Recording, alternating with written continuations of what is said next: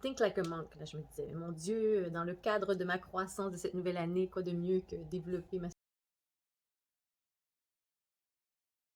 spiritualité et de mieux comprendre, bénéficier des découvertes des monks au niveau. Que ça, eux, en fait, penser. Bref. Et c'est costaud. Je vous dirais qu'au début, c'est si vous êtes habitué de lire des livres sur la croissance personnelle ou tous les mécanismes intérieurs sur l'enfance, nos perceptions, le jugement, l'ego, la raison de pourquoi on fait certaines choses, en fait, tous ces genres d'ouvrages. Donc, on touche beaucoup à tous ces sujets. Donc, au début, j'étais plutôt, est-ce que c'est des réchauffé, là, donc des sujets déjà traités? Mais non, c'est juste le balbutiement. Donc, même là, j'ai dû choisir et je vais parler de l'ego parce que justement, c'est tellement profond que je ne peux pas parler de tous les sujets. Vous voyez, 1 minute et demie et puis je n'ai déjà même pas parlé du livre. Mais c'est très intéressant. Je pense aussi que tous les chapitres peuvent vivre seuls et ont des thématiques. Donc, justement, purpose, ego, self-perceptions.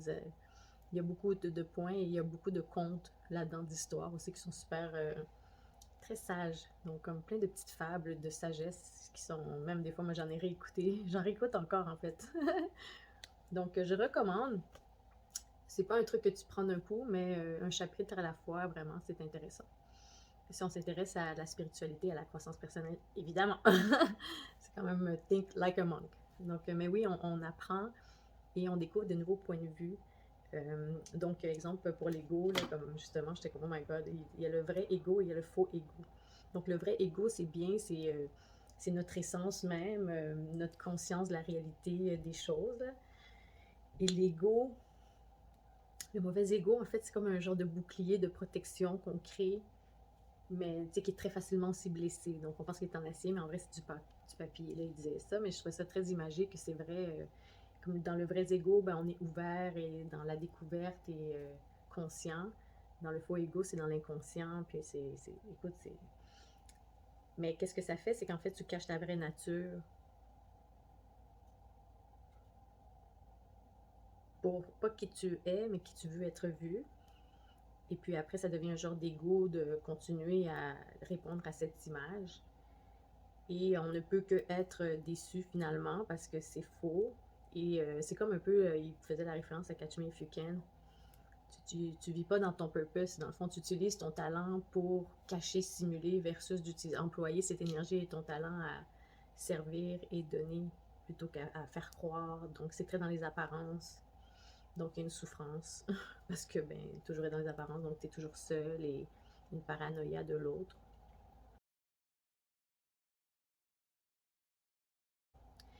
Écoutez, moi, je m'entraînais, j'écoutais ça, puis j'étais comme, oh shit, est-ce que j'ai des problèmes d'ego, tu sais? Mais c'est ça, c'est des concepts intéressants, on en entend parler, mais on n'est pas très éduqué sur, OK, on sait, OK, il y a de l'ego, mais on a tous l'ego, on est tous parfois égocentrés. C'est de reconnaître qu'est-ce que c'est, les impacts que ça a, c'est quel genre de comportement que ça engendre. Ah oui, il y avait un autre truc intéressant, des hiérarchies. L'ego crée des hiérarchies, donc tout le volet de entitlement était lié aussi avec l'ego. Donc, dès que tu penses que tu devrais avoir un service ou une attitude ou un traitement supérieur aux autres sous prétexte que c'est toi. Moi, je suis comme, I did do that sometimes. Mais bon, c'est ça, c'est l'humilité. On est des humains, c'est normal. Mais c'est l'humilité. Donc, ça ramenait à l'humilité versus au mauvais ego de la perception des autres versus qui on est. Ben, des fois, on est bien, des fois, on est moins bien. Et puis, c'est comme ça. Donc, mériter le respect versus le gagner. Donc, de penser qu'on nous doit certaines choses, plutôt qu'être prêt à reconnaître que c'est des choses qui viennent avec le temps ou au moment où la personne traiter le monde avec le même niveau d'honneur et de respect. Sinon, si tu remets en question la valeur des autres, ça revient à ton image de toi-même. Donc, pourquoi sentir le besoin de rabaisser les autres? Donc, tu as un problème toi-même de ta valeur. Tu sais, ça devient tout un gros truc. Puis là, il y avait aussi le jugement. Donc, ça venait à là. Donc, le jugement, c'est aussi un bouclier de protection.